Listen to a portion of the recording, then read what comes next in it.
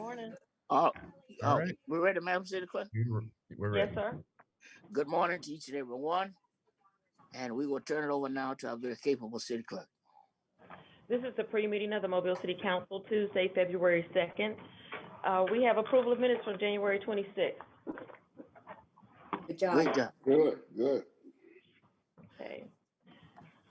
Appeals, we have requests for waivers of noise ordinance in Bienville Square every Saturday and Sunday in February from 1 p.m. until 5 p.m. I don't care. I don't have an issue. Okay. February 14th on Cody Road from 11 a.m. until 10 p.m. That's fine. We'll just let it go. Yeah. February 5th from 7 p.m. until 10:30 p.m. on Dolphin Street. No problem. Public hearings today is a public hearing to rezone properties located at 1590 and 1574 St. Stephen's Road and 1563 Basil Street, northwest corner of St. Stephen's Road and Dunbar Street, extending to the west terminus of Basil Street from B3 and R1 to B3. Public hearing to rezone property located at 4583 Cypress Business Park Drive, west side of Cypress Business Park Drive, extending to the east side of Interstate 10 from B3 and B5 to B5. Yep, no problem. Public hearing to declare the structures at 2762 Thompson Drive North, 1907 St. Monica Drive, 854 Pettis Street, 1709 Marengo Drive, 4241 Furman Drive, 714 Iris Avenue, public nuisances, and ordering them demolished. Presentation of petitions and other communications to the council. For non-agenda items, we have Carlos Finley regarding Black History Month and an initiative called Field of Dreams to honor Major League Baseball players with Mobile. Eric Finley, Black History Month and the Dora Franklin Finley African American Heritage Trail. Dr. Raul Richardson, and he wants to give a report on the Mobile Police Citizens Advisory Council. Terry Mitchell regarding animal tethering.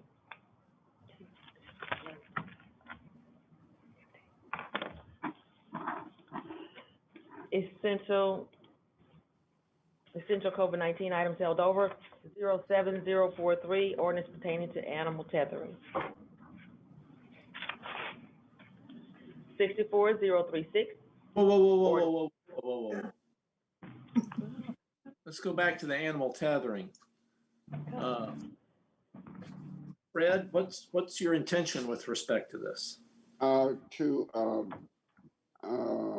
Chris has updated it. We need the motion for this one, and then amend the motion to go with the one that Chris has sent to us, and then go back to the reading the motion. I'm for voting up or down. Okay, but you're supportive of the amended version that Chris has sent. Yeah. Oh yes.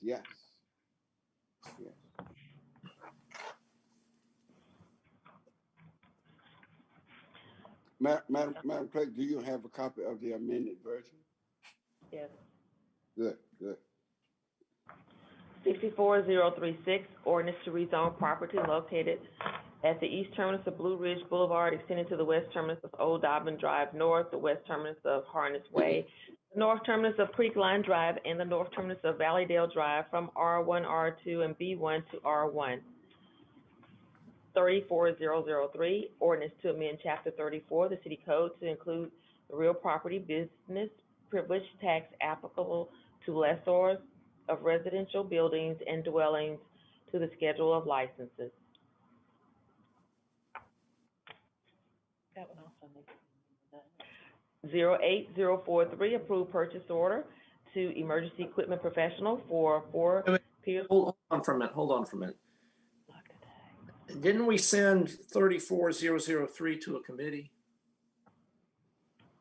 No, we sent it to get a report back from the traffic engineer. Right. And, No. No. This is I'm the real sorry. property business license tax. oh, no, that's 34043, isn't it? No, excuse me. I'm sorry. Which one is that one? 34003. She wants to speak today, but. They discussed sending it to committee last week. I don't know if it happened or not, though. Oh, that's thought- right. We did talk about bringing that to Had committee. extended discussion about this, and in the end decided to send it to a committee. Right.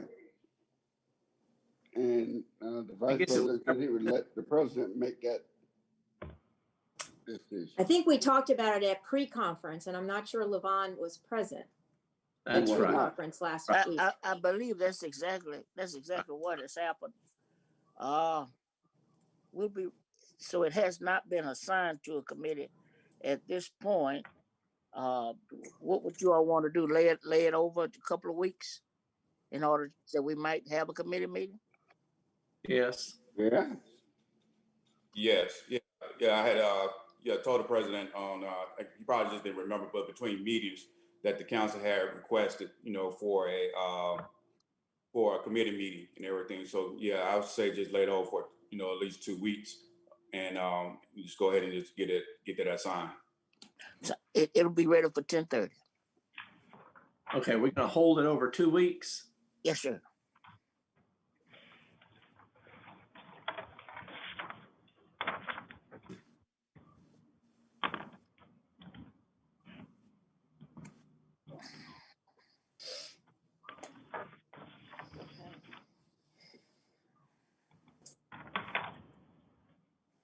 Zero 8043, approved purchase order to Emergency Equipment Professional for 4 Pierce Fire Pumper Trucks. 08044, approved purchase order to Next Wall LLC for architectural wall system for West Regional Library clean room. 08045, approved purchase order to Person Services Corporation for 14-room decontamination systems.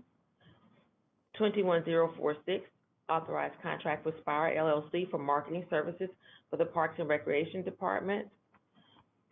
21047, authorized contract with Midwestern Commercial Roofers for Public Safety Memorial Park building re-roofing. Essential COVID items being introduced for the first time.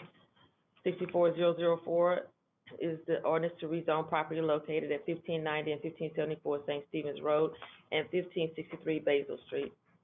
64005 is the ordinance to rezone property located at 4583 Cypress Business Park Drive. 65006, ordinance to amend 64 of the City Code to create Chapter 65 relating to urban forestry, the Mobile Tree Commission, and tree inspection and management. Now, Protection. this one has been requested, that it be assigned to committee as well by one of the members of the council. I'm gonna ask, if Ms. Gregory and the Administrative Services would take this item up as quickly as possible. And, if you could be ready to let us know, when a potential committee meeting date could be held at 10:30, that'd be great. so we're gonna have to lay this one over too. Well, it'll lay over 1 week anyway. It's the first read.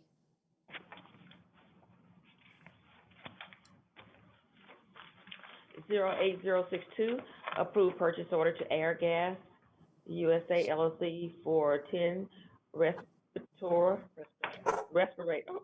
respirator kits, $18,133.50.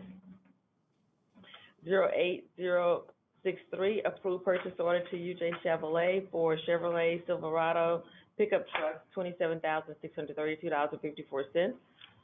08064, approved purchase order to truck equipment sales for 3 Ford F-250 trucks, $107,970.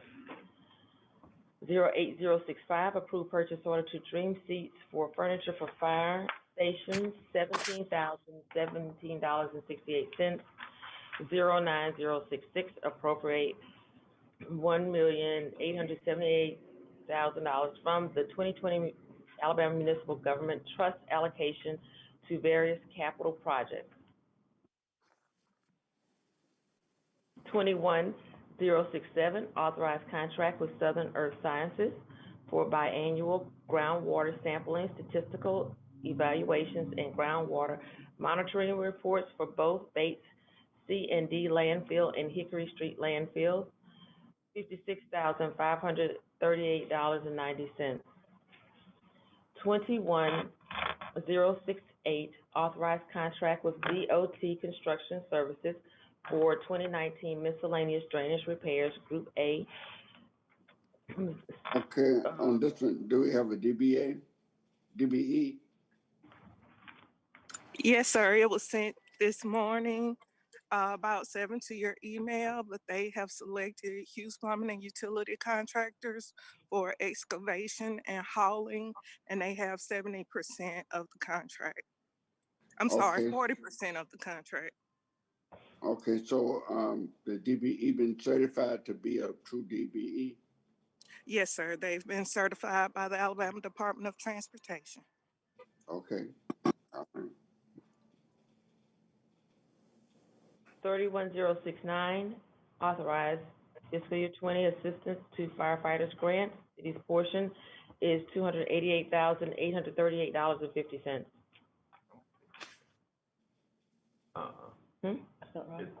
The whole thing's 288 and the city has a 10% match. Oh, I'm sorry, the city has, the entire grant is $288,838.50, and the city's portion is 10%.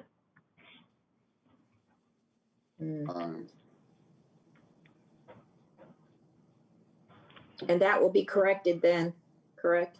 For our- Yes, before Yeah. 10:30. Thank you.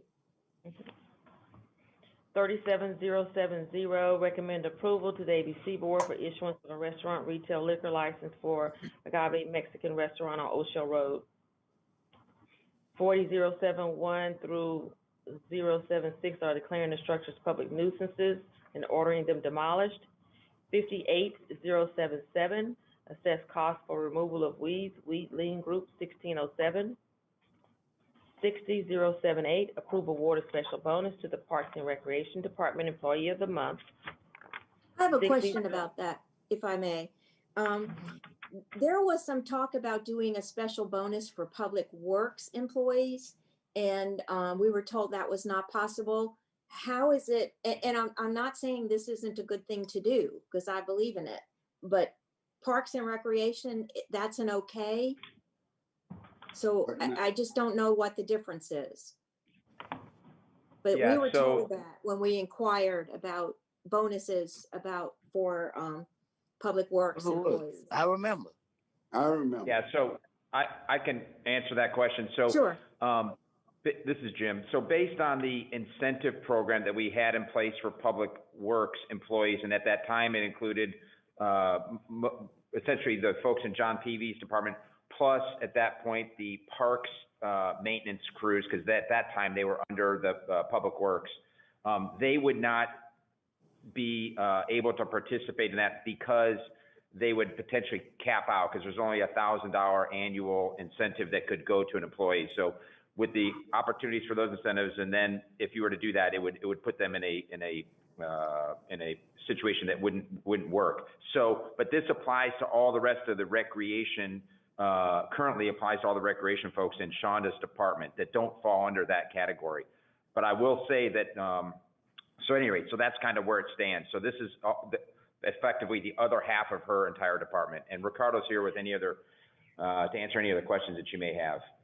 So as Mr. Arledge can probably tell you, it's an issue with state law and incentives, but we are actually working on a fix. And we'll have that fixed to you all at some time in the near future. Well, Chris, Chris, do you know any portion of the state law that will permit the city to give to award money to police officers, to firemen, and to those in the recreation department, but it would not permit them to give public service workers the same money?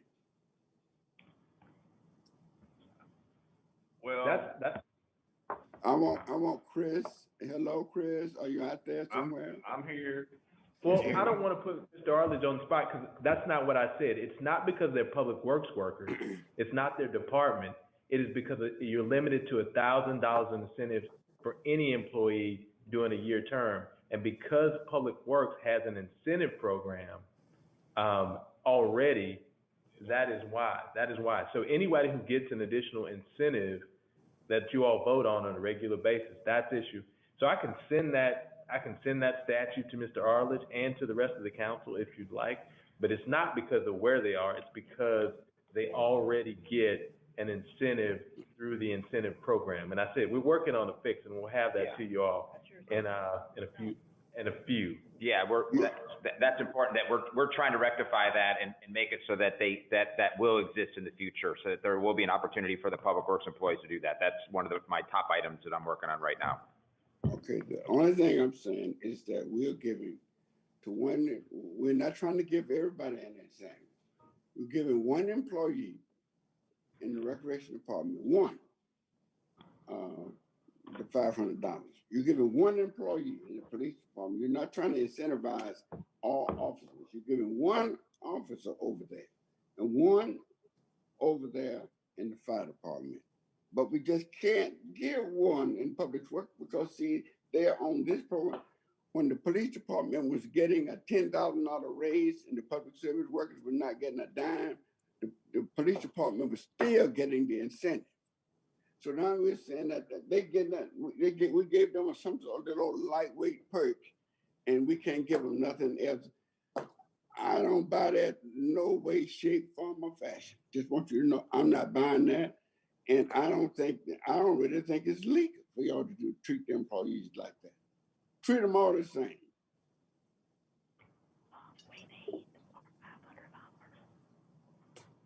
Mr. President. Mr. Vice President. Yeah, if I can ask Colonel DeLapp a question. Colonel DeLapp, how is that incentive program working out for Public Works? I mean, is it productive? I mean, is majority of the employees in Public Works receiving the incentives? Could you elaborate on that a little bit, please? No problem. And like I said, we've been looking at how to adjust this so that it doesn't create the situation that Councilman Richardson is just alluding to. It's worked. The incentive program as a whole has worked well in terms of meeting its intent. The challenge is with it is that it's administratively very, very difficult to manage, and it applies to, as you pointed out, effectively all of the public service workers in Mr. Peavy's department. There are certain categories which apply to only certain individuals. For example, the CDL license only applies to those, obviously, that have a need or requirement to have a CDL license, so our large truck drivers. Overall, it's meeting the intent, but again, I said it's very difficult to administratively manage. So we're looking at a way to effectively have that incentive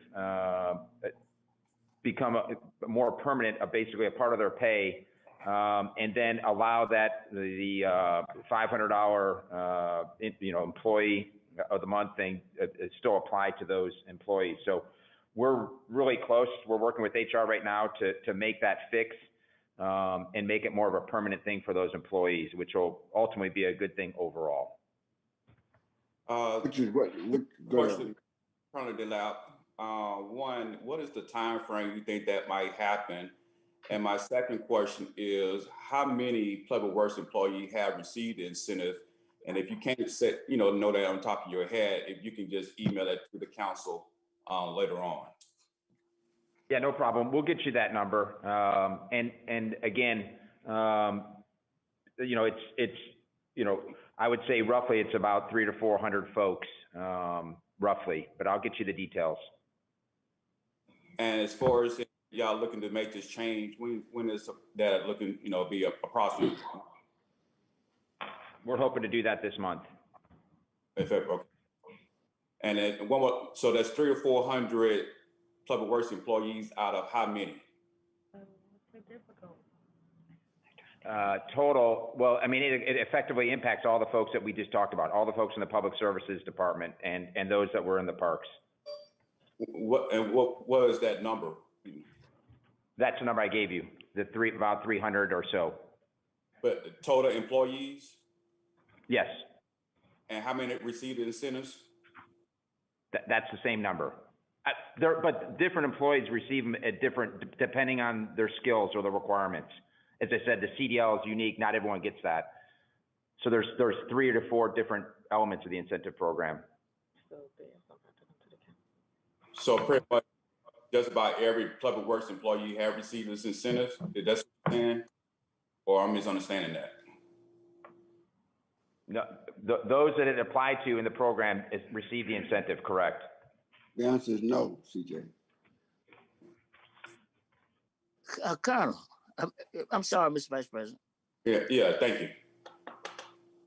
you. Do you have a report that would detail specifically how many incentives were granted, how many employees were impacted?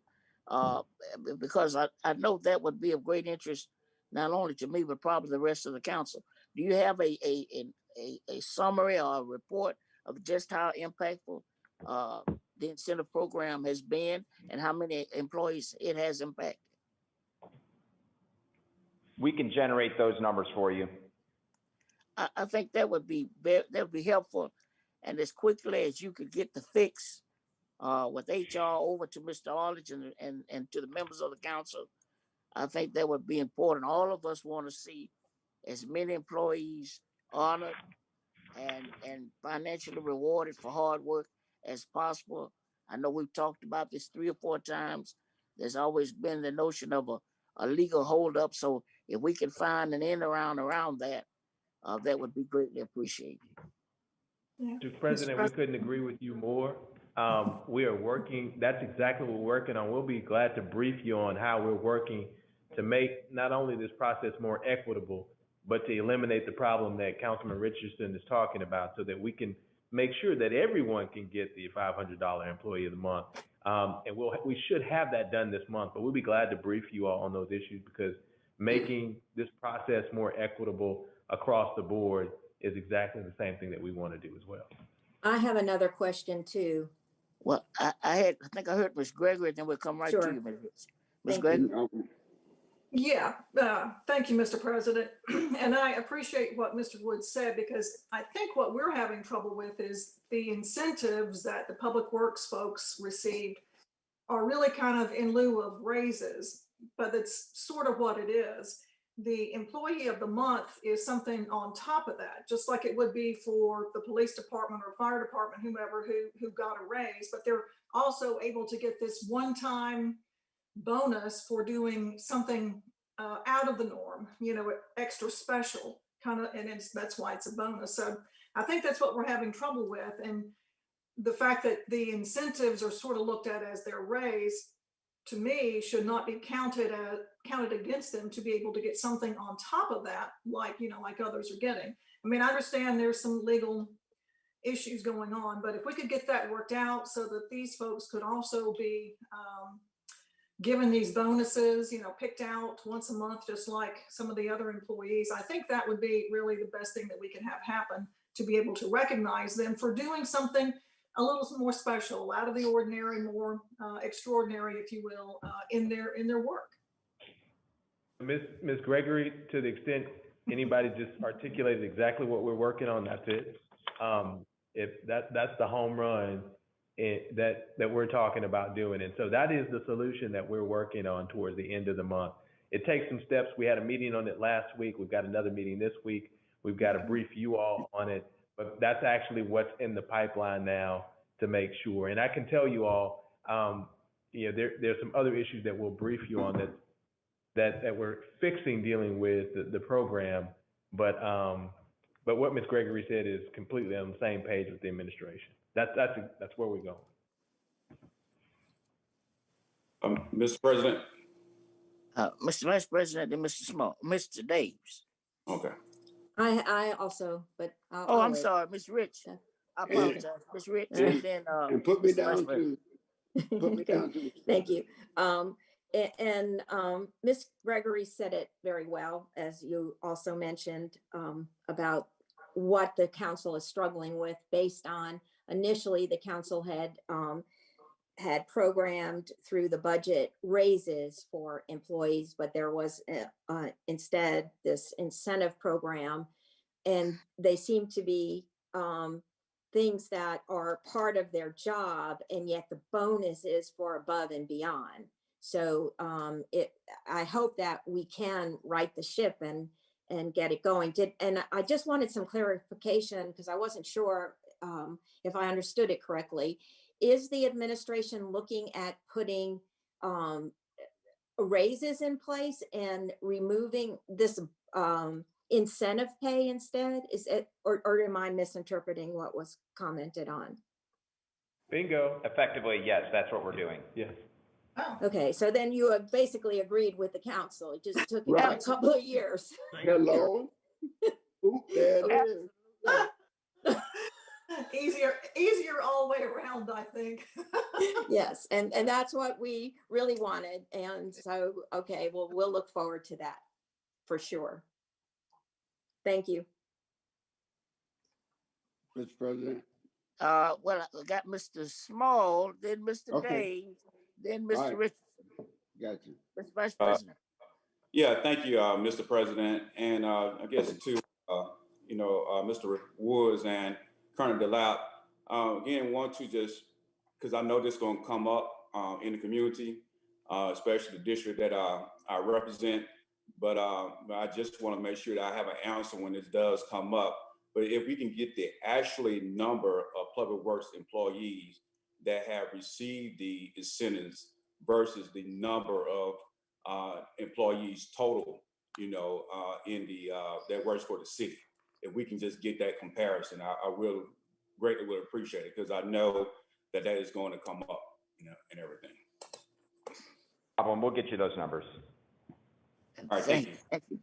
Mr. Daves. My question was answered. Thank you, Mr. President. Great. Mr. Richardson. Okay, I think CJ just hit what I wanted to say, which is we need the total number of workers in public works, and the total number who received incentive pay, and the total number who didn't receive any incentive pay. I'm like CJ, that's what we're gonna be hit with. That's what we want. And then the cost that, essentially what was the cost? How much have we paid out in incentives? That would be helpful as well. As much information as you can get us. We're very curious to see how that program worked, but we're also glad to hear by hook or by crook that we're coming around to much needed raises for that sector of our hardworking employees. Yeah, Mr.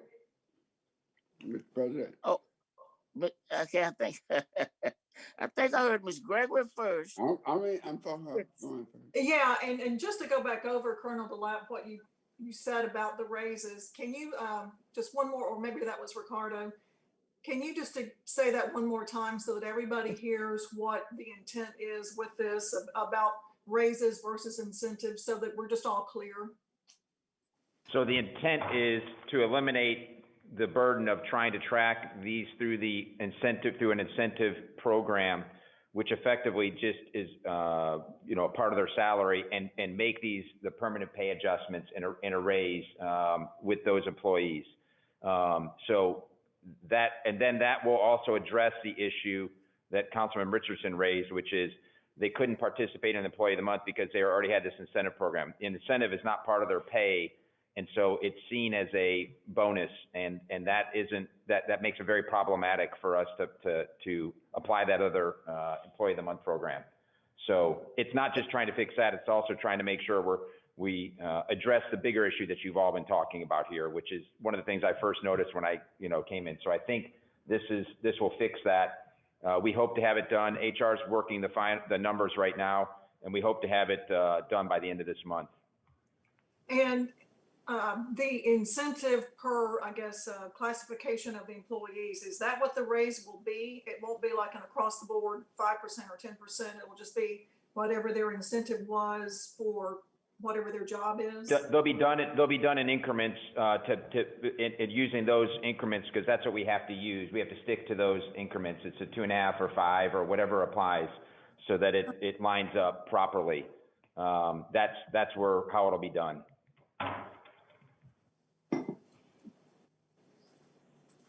Ms. Gregory. To be clear, the only one that will really remain is the CDL as a true, but that'll be based on position. So if you're required to drive a truck in your position, that 2.5% adjustment will be there while you're in that position. If you move out of that position, that incentive would not be there. So that's the only one that would change. Generally speaking, most of those people do that full-time anyway, so that you don't have a lot of people moving in and out of those positions. So you're just going to basically, again, an across-the-board raise? No. Well, not across the board. It's not an across the board. It's based on what the incentives they were applied to be commensurate with that. It is not an across the board. All right, well, that's what I was asking. If the incentive is going to be basic what their raise is, or are you going to just a straight across the board? No, it's not a straight across the board. It'll be commensurate with where they were in the incentive program. Some had more benefits than others in terms of the incentive. And that's why it's taking more time than normal, because we have to go through person by person board process, but we also have to look at it based on where they fall and what incentives they are. So remember, there's three different incentives. The CDL will stay, the other two won't be around, but we want to make sure that we're making this equitable across the board for each individual employee. So if they were fall into a category where they got 3 incentives, we want to make sure that they're still getting all of those. And that way it rolls into their pay, it rolls into their retirement, it rolls into their benefits, making it more equitable for each and every one of them across the board. And then there are going to be other people, you got to think about, some people won't have the CDL, which stays around. So it's a good process.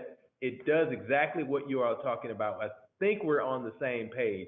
It gives them the pay increase across the board for each individual, not across the entire organization. May I make a comment? May I make a comment, Mr. President? Well, I've got 1 second, Mr. Mayor. Let's conclude with Mr. Richardson with the council, then we'll come right back to you, Mayor Stimpson. Thank you, Mr. President. The public service workers are among the lowest paid workers among city workers, and they're the only ones that we have set up a special target, a special standard for them to reach in order to get the incentive pay over and above what they normally would do. The rest of the employees just do their regular work and they're gonna get more paid. They're paid more. Just all of them just do their regular work and they're gonna get their pay and go on. The public service work, if y'all want more pay, you got to jump higher, run faster. We got extra standards set for them to reach in order to get extra pay. I think is absolutely absurd unless we need whatever standard we have for public works ought to be set for every employee in the city of Mobile. If I have to run fast, make everybody run fast, not just me. It's time to cut this foolishness out. Treat all our employees. We gave the police that big raise. We didn't say you must all show up. You must work 80 hours a week. You must not be sick. We didn't tell them nothing. We just gave them the money. But we're shaking some little pennies at these people over there and telling them all what they have to do in order to receive it. It's been time to cut this foolishness out. Let's hear from Mayor Stimpson. Shortly after Colonel DeLamp got here and started understanding how individuals are being paid, he came to me and said, Mayor, we need to look at this. We need to figure out a way to exit this program. They've been working on it for really several months, in my opinion, if my memory is correct. The conversation today, if anybody were to extract, only listen to parts of this conversation, that can be very misleading about what we're trying to do. I mean, we certainly understand your interest in what we're doing, but until we come up with a final product, it's very difficult to answer some of these specific questions without sending what I would call bad information out into the employee group. So my hope is that maybe we've answered all of your questions. Our intent, but I think that until Colonel DeLapp and the Finance Department have come up with a program, we should just table this conversation, because what our intent is at this point in time, because I don't want somebody to hear this and think, well, everybody's getting ready to get a raise, because across the board in some people's mind is going to mean across the city. And that's not what this is about. So I hope we've answered enough questions so that we can move forward. Thank you, Mr. Mayor. Madam City Clerk? You're on mute, Madam City Clerk. 60079, determine an appropriation to the Providence Foundation serves a public purpose and approve payment $2,000. 60080, approve settlement agreement with John and Patricia Burke concerning 1775 Park Avenue, 1801 Pake Avenue. I think they're paid, yeah. 1775 Pake Avenue, 1801 Pake Avenue, and 2320 Boykin Boulevard.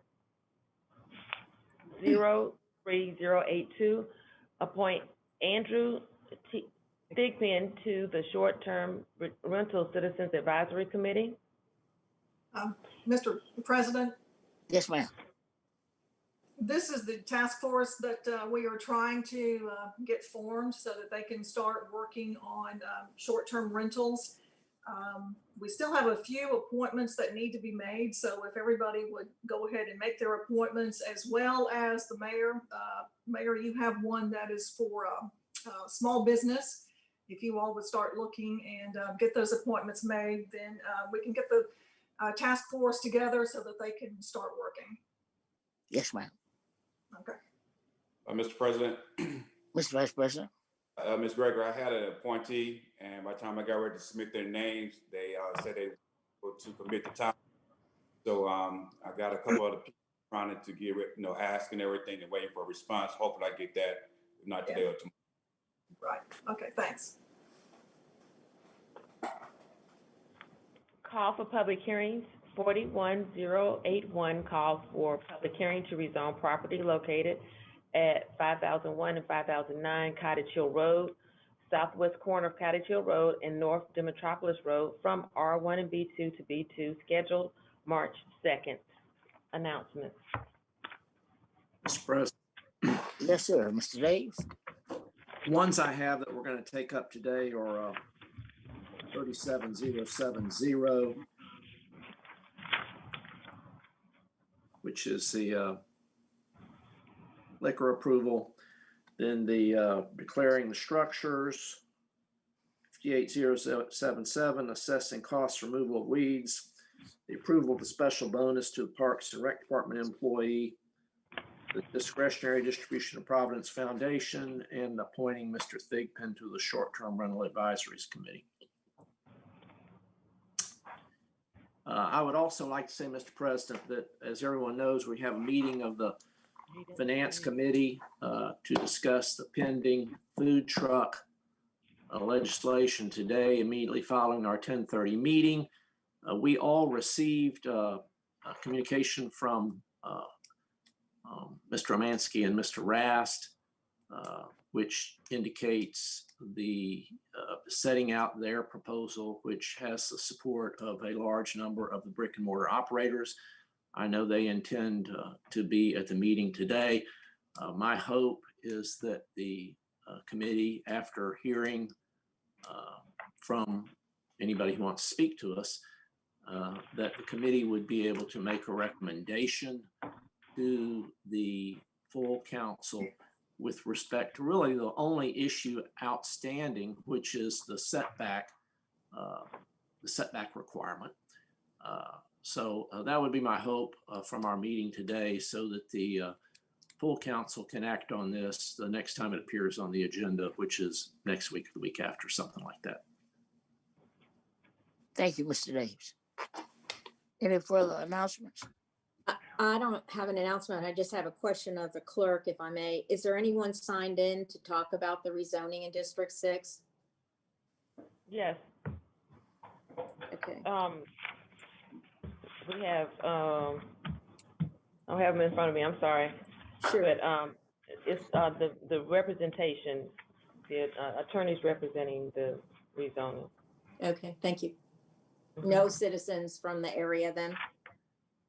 No. Okay. Thank you. Any other announcements? All right, if not, we'll see each other at 10:30.